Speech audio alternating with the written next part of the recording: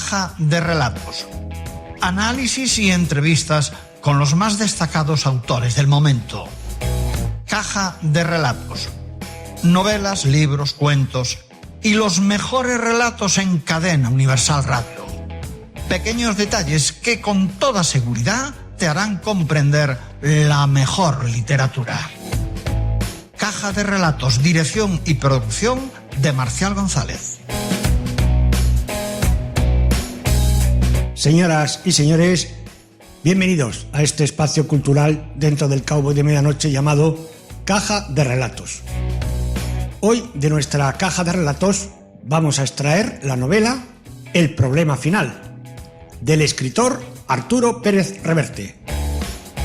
Arturo Pérez Reverte Gutiérrez es un escritor, periodista y académico español que nació en Cartagena, en la provincia de Murcia, un 25 de noviembre de 1951.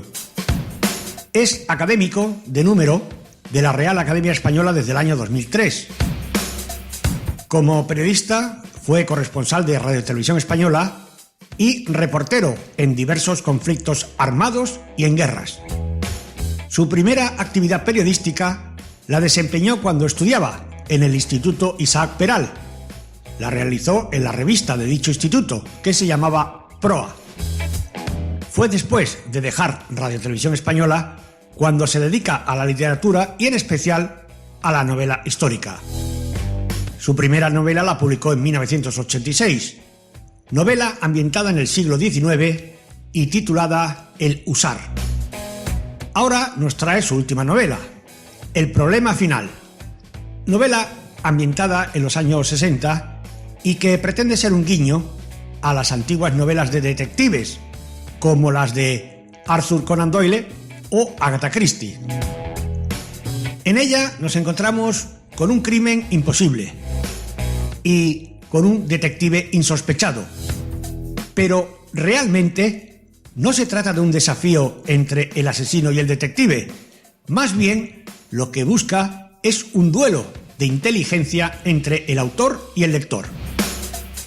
Pero para conocer más detalles de dicha novela, nuestro compañero Alberto López ha tenido ocasión de entrevistarlo aquí en La Coruña, donde ha venido a promocionar esta novela, El problema final. Así se desarrolló dicha entrevista.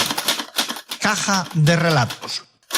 Entrevistas con los más destacados autores del momento. Hoy en Caja de Relatos, en Cadena Universal, nos acompaña Arturo Pérez Reverte para hablarnos de su libro El problema final, su último libro. Buenos días y muchas enhorabuenas por este fenomenal libro. Buenos días, muchas gracias. Porque la verdad es que meterse en una novela policíaca y darle tantas vueltas al argumento para acabar donde acaba, que es en el último capítulo y casi en la última línea, eso es de maestro. No, pero maestros en los que me he basado, porque lo que he hecho ha sido, yo no tengo talento para una novela policíaca, no soy lo bastante bueno en cuanto a autor policial. Lo que he hecho ha sido me he ido a los que sabían hacerlo, a la novela policial canónica, a la novela problema clásica, a la novela enigma, de crimen imposible, de cuarto cerrado, y los he saqueado sin piedad, he tomado todos aquellos elementos que me eran útiles para esta novela y después ya lo que he sido soy el barman, digamos, que en la coctelera ha mezclado los ingredientes de los maestros. Bueno, pues la novela policial siempre se ha basado una en otra, hay una especie, digamos, de transmisión, uno autoridad aprendiente de otro siempre, o sea que, digamos, me he limitado a, como digo, a recoger todos esos elementos y a manejarlos, a combinarlos para esta novela. Cuando nos enseñaban literatura ya por épocas pretéritas, nos decían que para analizar la obra hay que ver el planteamiento, el nudo y el desenlace. Obviamente el desenlace no podemos hablar de él porque haríamos spoiler. El nudo va a ser complicado, pero sí tocaremos algunos aspectos superficiales, pero el planteamiento creemos que debemos de destacarlo para que los lectores sepan un poco de qué va la novela. Hablamos en primer lugar del protagonista. Hablamos de Basil Rathbone, que tiene 15 films como Sherlock Holmes, desde 1939 a 1946. Antes de que nos digas por qué este es protagonista y sobre todo nos interesa que nos digas por qué le llamaban Opalón o Opi, que además le cabrea mucho durante la novela. Bueno, yo evidentemente es Basil Rathbone sin duda, para mí es el mejor Sherlock Holmes del cine y de la imagen que tengo desde niño es la suya, ¿no? Más que más se parece físicamente a las ilustraciones originales que hizo Sidney Paget para el Strand cuando se publicaron los relatos de Conan Doyle. Pero claro, yo no podía utilizar en crudo al personaje porque él tiene una vida y una biografía determinada. Yo necesitaba manipular, meter cosas, historias, amores, odios, amigos, situaciones, anécdotas, que tenía que inventarme o bien manipular para colocárselas. Entonces yo, por eso, hago un trasunto que es Hopalong Basil. Hay un guiño ahí a Hopalong, que es un personaje de los tebeos de la época aquella, y a partir de ahí construyo el personaje. Entonces, digamos, está basado en Basil Rathbone, pero no es Basil Rathbone. Pero, sin embargo, yo quería que el lector tuviese en la cabeza todo el tiempo la imagen de Basil Rathbone. Otro de los personajes que homenajeas es Sir Arthur Conan Doyle, que cada capítulo contiene una cita y sobre los relatos de Holmes. Sí. ¿Por qué este autor? Pero la palabra homenaje, fíjate, yo creo que no es correcta, porque yo no homenajeo, estoy recreando. O sea, lo que intento es, la idea era ver si la novela Problema clásica de antes, aquella novela que como las de Conan Doyle, o las de Agatha Christie, o las del Stanley Gardner, o Dickinson Carr, o S. Van Dyne, o el Eric Quinn, apelaban más a la inteligencia del lector que a la acción. Es decir, no había puñetazos, ni tiros, lo que había era gente inteligente pensando y resolviendo un problema casi matemático. Yo quería ver si eso funcionaba ahora, ¿no? Entonces el desafío era, no lo hice como homenaje, lo hice como recurso narrativo.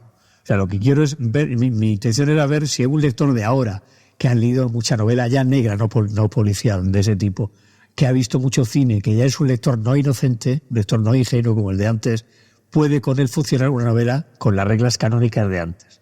Entonces, digamos que la forma fuera canónica de antes, pero el contenido fuese muy moderno. Ese era mi desafío y por eso elegí a Conan Doyle como arquetipo, como Sherlock Holmes, el detective intelectual por excelencia. Nos situamos en 1960 y nos situamos en un personaje que va a comprar un sombrero. Vaya planteamiento para luego lo que se desarrolla a continuación. Bueno, toda novela tiene que tener un incipit, un comienzo, ¿no? Y me gustaba ese comienzo. Sí, él ha hecho comprar un sombrero, yo uso sombrero desde hace 20 años, bueno, pues me parecía que era una buena manera de empezar una historia como esta, ¿sí? Además ya define personaje que usa sombrero, una época, un momento, una manera de ser, de vestir, de estar, ¿no? Y eso está muy puesto. Yo dirijo los años 60, porque los años 60 para la novela es el tope. Después empieza un mundo diferente que ya no es el que yo quería para esta novela. Después empiezan ya los espías, la tecnología, los artilugios, los misiles, tal, y después ya al final de hora los hackers, los tal. Entonces yo quería todavía una novela de la gente que se viste, con corbata, que se habla de usted, que dice por favor, gracias, se siente, es educada, se cruzan la fiesta, se tiene un cigarrillo. Entonces para eso mi fecha, mi límite eran los años 60. Por eso la establezco en los años 60. Y el paisaje, Isla Dutacos frente a Corfú en la costa occidental de Grecia. Sí. Hotel Auslander. ¿Esto te existe en la realidad? No, siempre pensé. Y la isla también pensé. No existe. Yo necesitaba un escenario tipo Agatha Christie, ¿no? Cerrado, ¿no? Entonces, bueno, pues elegí una isla brumosa del Canal de la Mancha, gris, no me apetecía nada. Yo soy mediterráneo, entonces para mí estar allí en medio pensando, prefería pensar en una novela pues de luz, de color, de un clima razonable, y por eso me fui a Corfú, que la que conocía de antes, y volví a ella para esta novela. Y bueno, y decidí una isla imaginaria al norte de Corfú, de las muchas que hay, elegí una como escenario para la novela. El protagonista, vamos ahora con las citas, dice en una de ellas, mis dos esposas habían fallecido, gracias a Dios. Sí. ¿Realmente cree que es así? Como que en la novela evidentemente es así, de vida real no. Yo no quedaría gracias a Dios por eso, pero es que yo no soy mi personaje. O es un error buscar al autor en los personajes. Un personaje es una ficción. Para él sí es gracias a Dios por razones que el lector averiguará cuando lea la novela. Pero yo, por supuesto, nunca he tenido dos esposas. Solo he tenido una, pero de gracias a Dios nada. Es un mero recurso narrativo. Otro de los homenajes que se dan, y aquí sí vamos a detenernos un poquito, es un homenaje al cine negro de la primera mitad del siglo XX. En esta se hace una cita de títulos, de directores, de productores y actores y sus vidas extrovertidas y públicas. Sí. Y aquí yo destaco dos por encima de todo, por conocimiento, lógicamente, que son David Niven y Gary Cooper, por distintas razones. Sí. Las citas que haces de ellos y sobre todo las características de David Niven y de Gary Cooper son reales. No, eso sí, en ese sentido, incluso las anécdotas que cuento son reales. No le pasaron con mi personaje, pero sí le pasaron con otros personajes. Sí, Gary Cooper además era un ligón tremendo, no se le escapaba a nadie vivo ni dando saltos, y David Niven era un personaje muy inglés, muy tal, muy a tono para ser amigo de mi personaje. Sí, son deliberadas, además son actores que me gustan mucho y a los que... Yo otra cosa que yo también vi mucho cine cuando era niño y ese cine me marcó. Yo fui a la televisión con 12 años el cine me marcó tanto como las novelas. Yo vi, además en aquella época las películas las ponían durante muchos años, no era como ahora.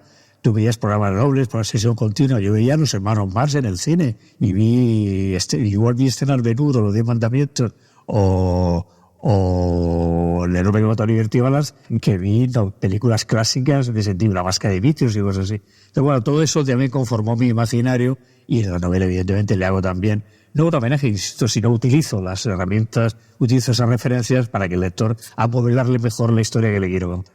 Y no existiendo en aquella época, lógicamente, redes sociales ni programas de corazón, ¿cómo conseguiste saber las circunstancias? Realmente, del corazón había algo ya, había revistas. Sí. Había revistas en aquella época sí, que ya mencionaban ese tipo de cosas. Pero muy por encima, ¿cómo conseguiste profundizar para saber estas circunstancias de Niven, de Gary Cooper, incluso de otros que citas muy en la novela? He leído sus memorias, entre otras cosas, ¿no? La de Neville, que supone esto, está muy bien, la de Neville están muy bien, son muy buenas, están muy bien escritas. Y he leído libros sobre esa época, he visto mucho cine de esa época, he leído muchas revistas de la época.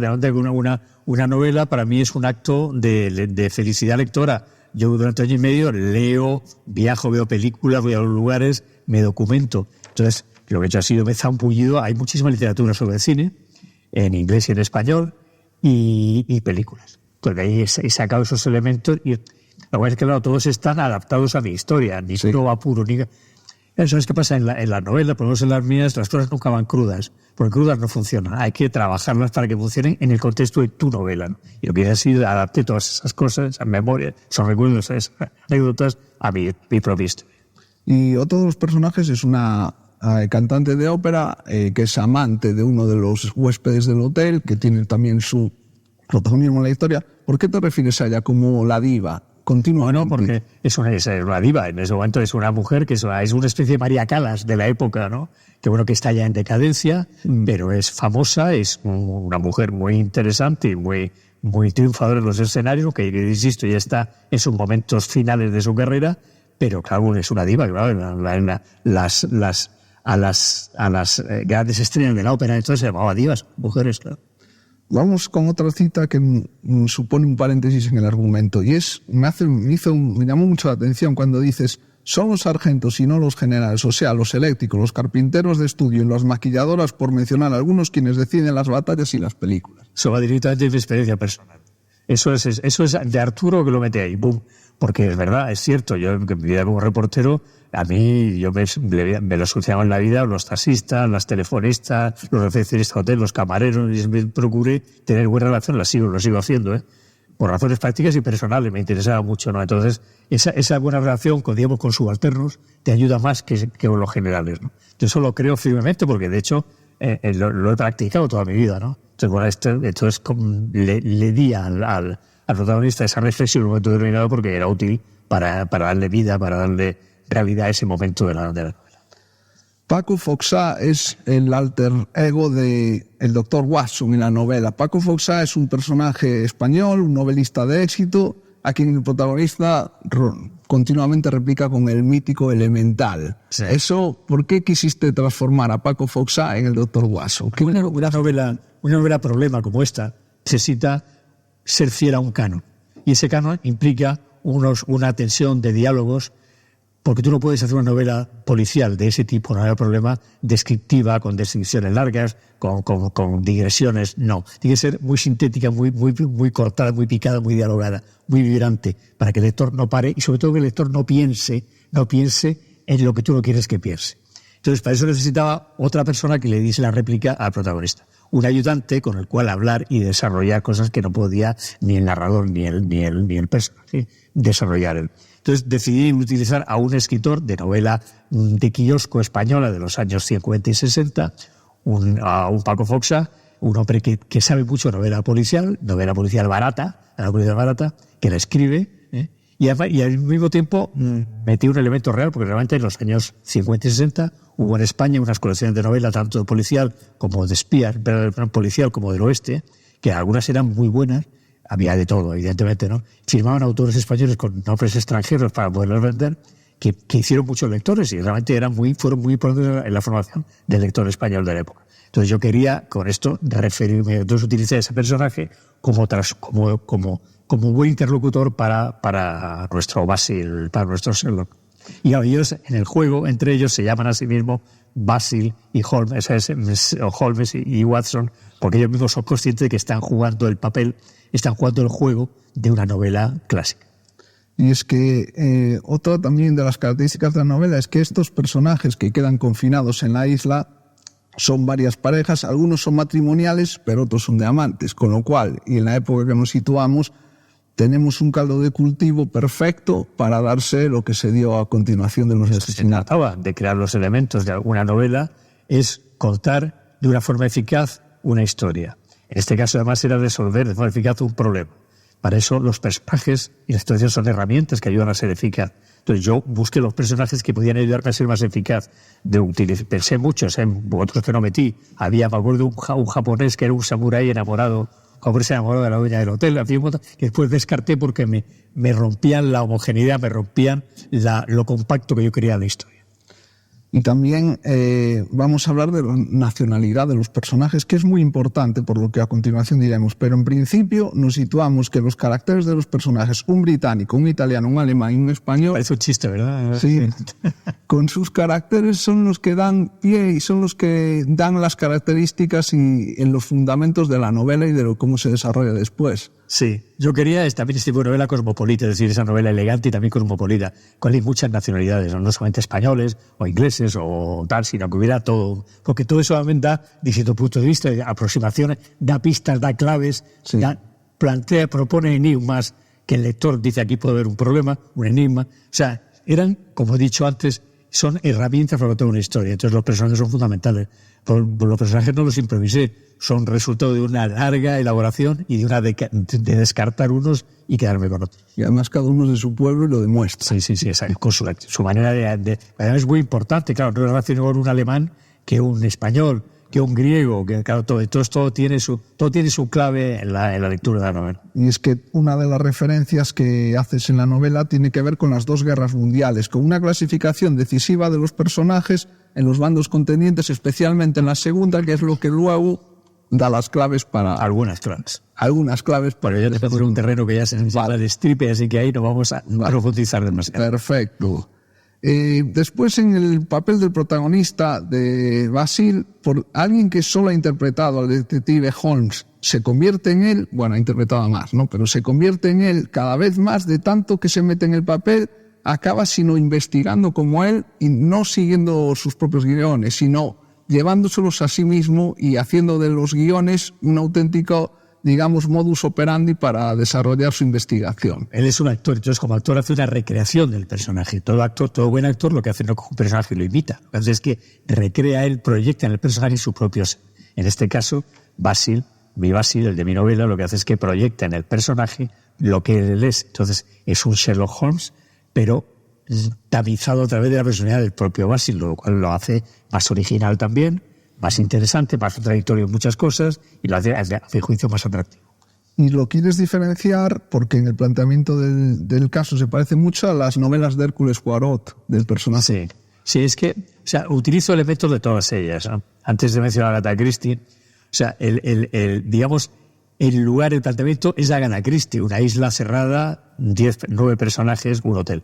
Pero el desarrollo es de Conan Doyle, un detective, un duelista de inteligencia, un problema matemático a resolver de una manera tal, y sobre todo, que es lo importante, un juego entre lector y autor. Es decir, el lector sabe que le estoy haciendo trampas, el lector sabe que estamos jugando, y el lector sabe que la gracia está en que él participe del juego, que él se deje engañar o que intente resolver el problema antes de que llegue al final. Entonces, de esa tensión entre lector y autor, de esa complicidad que intento generar en la novela entre él y yo, entre quien lee y quien la escribe, nace la novela. O sea, mi objetivo es ese, mi objetivo es que el lector me vea guiñarle el ojo, darle codazos y que disfrute con la estrategia perversa de la que es víctima.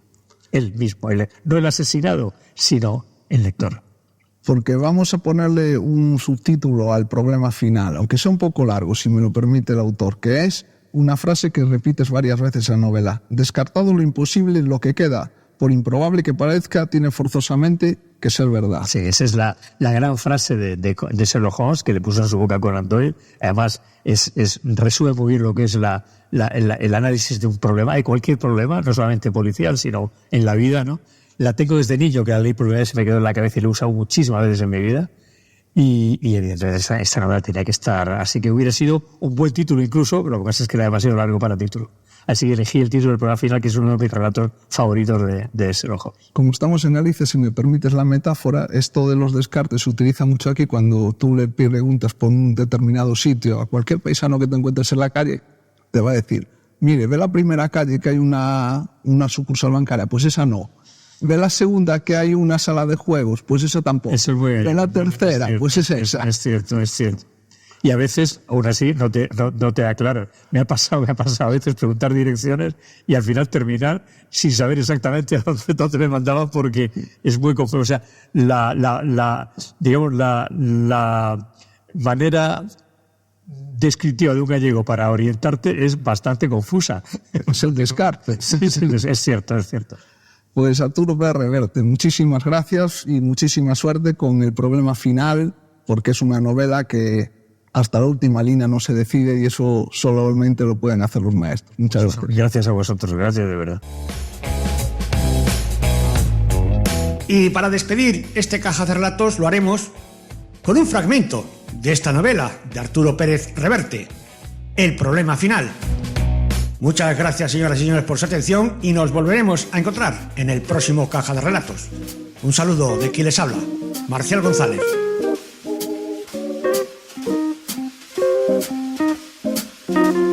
En junio de 1960 viajé a Génova para comprar un sombrero. Había adquirido esa costumbre cuando rodaba películas en Italia. Pasar unos días en el Gran Hotel Savoia y comprar un borsalino de fieltro o Panamá, según la época del año, en Luciana de la Vía Lucoli. Hacía tiempo que lo de rodar películas pertenecía al pasado, pero aún conservaba algunos de los viejos hábitos y dinero suficiente para mantenerlos. Y Génova, con trasbordo en Ventimiglia, estaba a solo 4 horas de tren de mi casa de Antibes. El tiempo necesario para leer la última novela que mi amigo Graham Greene acababa de enviarme con una amable dedicatoria. Lo del sombrero era un pretexto adecuado para pasar unos días en la ciudad, paseando por el Puerto Viejo y comiendo pasta en mi trattoria favorita. En esa ocasión me decidí por un Panamá clásico de 5,5 centímetros de anchura de ala, con una bonita cinta color tabaco, y una hora más tarde, después de visitar un par de librerías, lo colgaba en una percha de albeliero, donde tras conversar con el propietario, viejo amigo, disfruté de unos agradables espagueti con almejas y botarga. Salía a la calle poniéndome el sombrero cuando me encontré con Pietro Malerba. En realidad, casi tropecé con él. ¡Cazzo, Hoppy! ¡Qué sorpresa! Detesto que me llamen Hoppy. Solo la gente relacionada con mis primeras películas suele hacerlo. Me refiero a los que siguen vivos. Ni siquiera el nombre artístico con que me conocen quienes se acuerdan de mí me satisface. Hopalong Basil es vulgarmente eufónico, lo reconozco.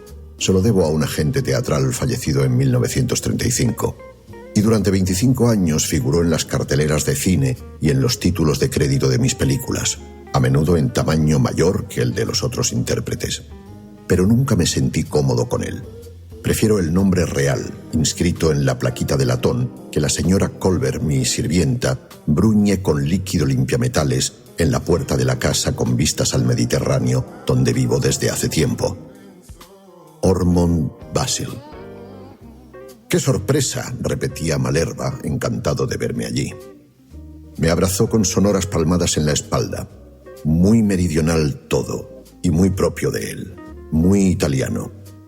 Forzaba un poco el afecto, así que supuse que con mi vieja gloria pretendía impresionar a su acompañante, una señora madura pero todavía de buen ver, cuyo rostro me resultaba muy familiar. «Él es Hopalong Basil, ¿lo recuerdas?». Me miraba bajo las cejas grises que le daban aspecto de Mefistófeles malvado. «A Najat Farsalah la conoces, claro». Lo dijo con evidente orgullo de propietario. Nada tenía yo que objetar a eso, así que me quité el sombrero, besé la mano enjollada y cumplí con los rituales de rigor. Algo extinto ya el fervor del público que la había aclamado como a una semidiosa, la célebre soprano estaba en posesión de una belleza a punto de marchitarse, aunque todavía eficaz. ojos grandes y oscuros bajo un turbante de seda, boca bien dibujada, nariz poco semítica a pesar de su origen libanés, vestimenta adecuada. Había leído en alguna parte que la vestía su amiga milanesa Vicky Boulleur, aunque el escote me pareció excesivo para las 2:15 de la tarde. Modales lánguidos acostumbrados a la admiración ajena, conscientes de sí mismos. «Oh, sí, claro», dijo ella. «El señor Sherlock Holmes en persona». Sonreí cortés, casi cómplice. ¿Qué otra cosa iba a hacer? No era la primera vez que la diva y yo nos encontrábamos. Después de conocerla en Roma la había visto en la Scala haciendo Medea. Y advertí que, como en otras ocasiones, me observaba con interés de abajo arriba. Yo acababa de cumplir los 65 años y mis vértebras ya no eran lo que habían sido. La edad encoge un poco, pero conservaba la mayor parte del 1,87 m de estatura, el vientre plano y el rostro anguloso y flaco que en otro tiempo habían hecho muy popular las pantallas de cine. También cierta flexibilidad de movimientos. De haber vivido Errol, me refiero a Errol Flynn, por supuesto, aún habría podido darle un par de estocadas como las que le asesté en los ensayos para la escena de la playa de El Capitán Pirata. El pobre siempre fue un pésimo esgrimista, mientras que a mí se me daba realmente bien. Caja de relatos. La mejor literatura.